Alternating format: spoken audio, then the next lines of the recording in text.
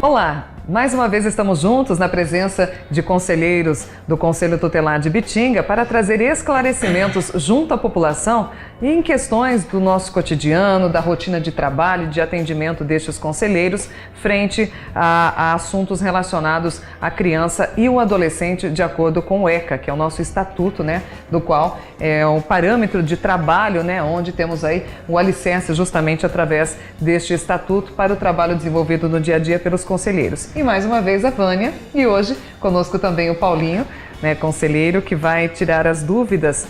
E inicialmente a pergunta vai para o Paulinho. Suponhamos que eu seja uma mãe e que eu fui até o Conselho Tutelar para denunciar uma determinada situação. No entanto, Paulinho, o Conselho acionou a parte no qual eu denunciei. E neste caso, por que acontece isso? Por que o Conselho não trata estas questões de forma sigilosa? Bom dia, Dani. Bom dia a todos que estão ouvindo a gente. Assim, o Conselho ele trata de forma sigilosa. Porém, a gente entende que quando a pessoa vai até o Conselho nos procurar, a intenção dela é solucionar o caso. E não tem como a gente entender todo o caso sem ouvir a outra parte. Sabe aquela história que enquanto a gente sempre ouvia a versão do Chapeuzinho Vermelho, o lobo sempre vai ser o errado. Então a gente entende que a outra parte interessada também tem que ser ouvida para a gente poder entender a outra versão da história, para assim a gente usar as ferramentas que a gente tem em mãos de forma legal e solucionar a vida dessa criança e desse adolescente. Não significa que a cidade toda vai ficar sabendo do caso, mas as partes envolvidas necessitam ser chamadas para que cada um esclareça a sua versão da história. Isso é importante, acho que em todos os aspectos a gente tem que ouvir todos os lados. Sim, mesmo? Com certeza. Agora a pergunta vai para a Vânia, um caso específico, Eu liguei no Conselho Tutelar, Vânia, e simplesmente perguntando sobre um caso, no qual eu estou envolvida, as pessoas do Conselho não quiseram responder a essa questão. O que ocorre? Isso aí é diário, Todo dia tem alguém ligando lá, querendo saber, quer só uma informação, queria só saber algo. O que acontece? Os casos tratados no Conselho são sigilosos, por força de lei.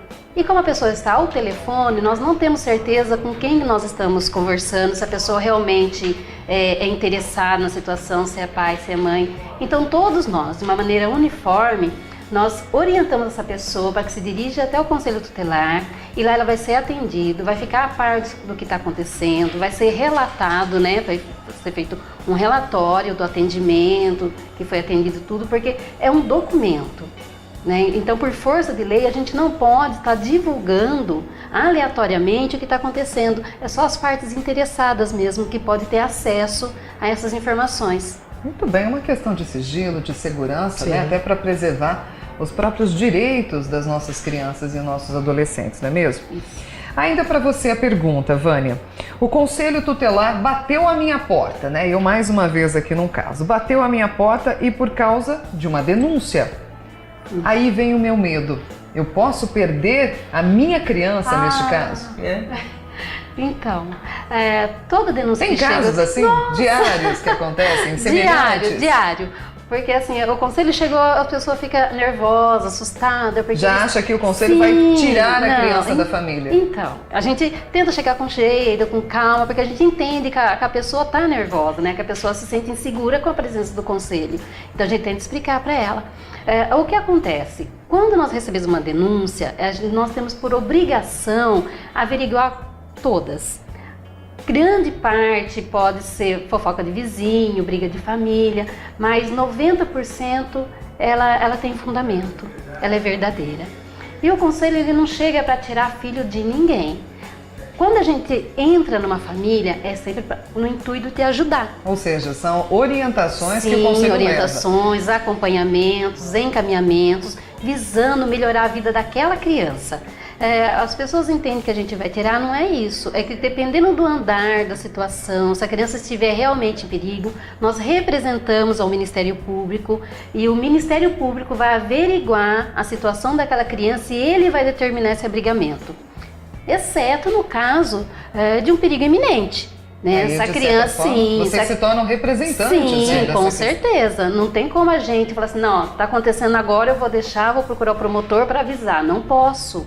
Não posso me omitir. Assim como a polícia não pode se omitir, assim como o cidadão não pode se omitir. Então, se o cidadão, se você está vendo que alguma criança, um adolescente está em risco iminente, que a sua integridade física está sendo prejudicada, você tem que agir, né? E de imediato chamar uma autoridade, um órgão de proteção. Mas naquele momento a criança tem que ser tirada sim, o adolescente tem que ser tirado sim, para preservar a integridade física, psicológica.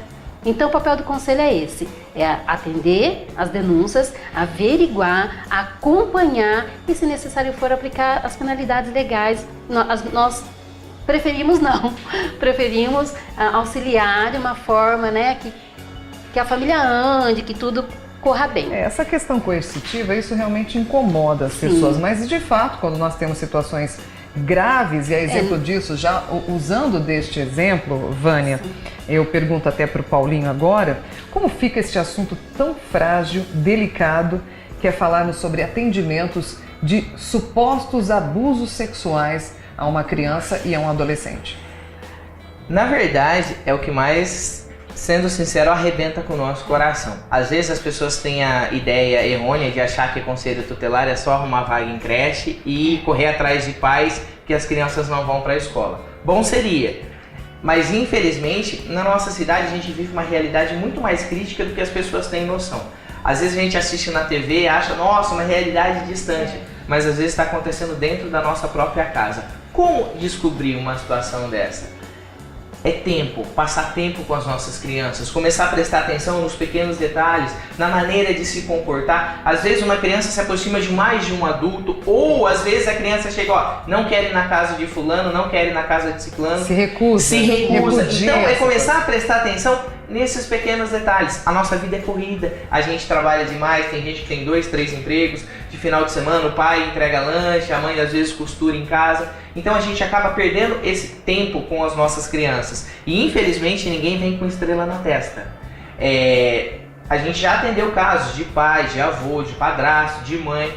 Então assim, as crianças estão sujeitas a este tipo de situação. Agora, uma dica que eu gostaria de deixar para todos os pais e mães: independente de como seja a tua vida, independente da correria, passa tempo com teu filho, passa tempo, mas tempo de qualidade, porque eu sempre tenho dito isso em várias escolas que eu tenho ido, traficante, o aliciador, o cara que vai abusar da sua criança, ele está morrendo de vontade de dar para o teu filho, para tua filha, a atenção que você não tem dado.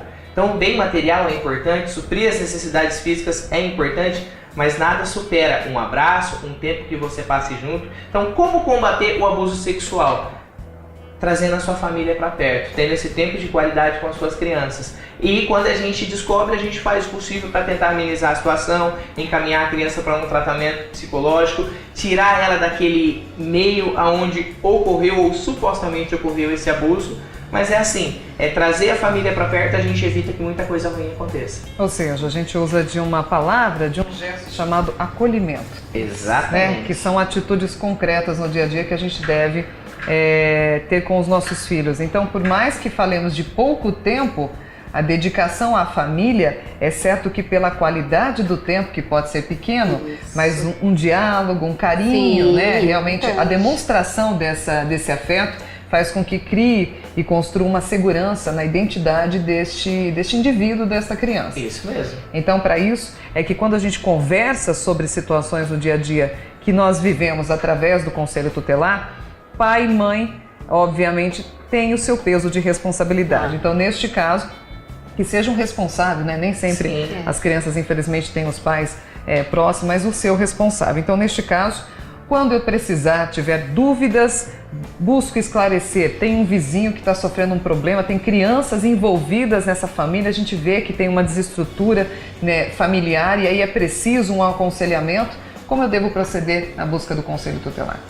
O Conselho Tutelar está atendendo na Rua Bom Jesus, 717. O telefone é 3342-7249.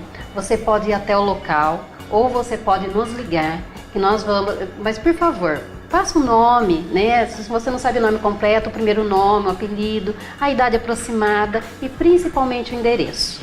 e nós vamos até o local averiguar e ver quais os meios legais que a gente pode estar atuando para estar amenizando o sofrimento dessa criança ou desse adolescente. Tá bem, então, está certo. Tá ótimo. Mais uma vez, muito obrigada, Vânia, ao Paulinho e a todos os membros do Conselho Tutelar de Ibitinga. Na próxima semana, a gente tem mais informações para você.